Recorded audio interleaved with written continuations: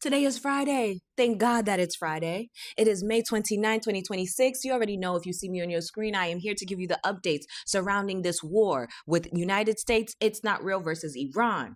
Let's get it. So it looks like a peace deal between the United States and Iran could finally happen pending Trump's approval. And I don't know about you Americans, but something about relying on Trump or having to rely on Trump makes me very uneasy. The deal in question is a 60-day extension on the already shaky ceasefire that's currently in place, right, between the two nations, as well as reopen the Strait of Hormuz. In addition, right, to set up further negotiations towards an agreement for Tehran's nuclear program. This is something that the United States does not want Tehran to have.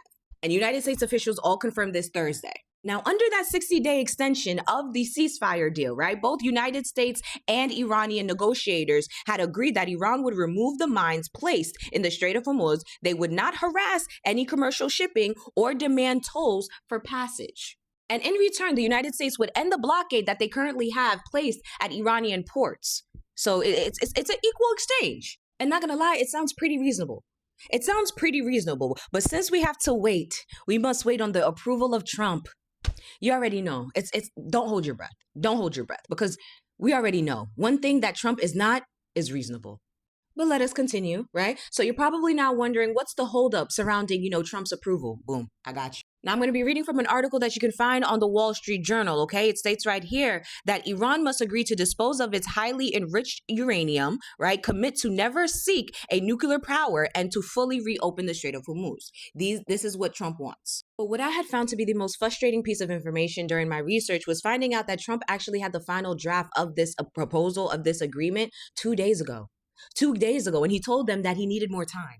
And then he proceeds to threaten Iran, telling them, demanding that they accept the deal. You're the one that literally asked for the days. You said that you needed more time. The current president of the United States cannot be okay cognitively. He just can't be. There's no way. There's no way. That statement was my opinion, though, not a fact. And reading from an article that you can find on The Independent, this is the proof that President Trump, actually had this deal. He had this version of the deal 2 days in advance, and he's the one that said that he needed more time. And additional information from Axios actually lets us all know that U.S. officials said that the terms of the deals were mostly agreed upon since Tuesday. Since Tuesday. The only thing that's holding anybody back is that both sides need approval from senior officials or senior leadership. U.S. negotiators had already briefed Trump about the deal, about the agreement. He knows everything already. He's the one that's delaying everything. So basically, it looks like Trump is the delay. Trump is the reason to the delay, right, of an agreement about this. Because both sides are in agreement with it. They're both happy with it. Everybody's waiting on Trump.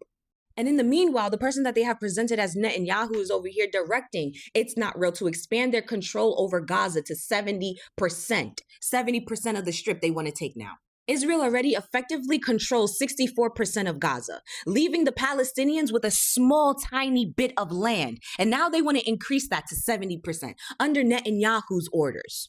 Mind you, because of It's Not Real's 2-year war of them bombing the Gaza Strip, it's literally now in ruins. Gaza is literally in ruins because of It's Not Real. And now they want to take even more. They want to continue on with what they're doing, with their ethnic cleansing. And they really want everybody to believe that this is the chosen people.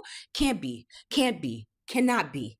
The United States is literally over here in a war, right? Fighting to negotiate terms to end the war.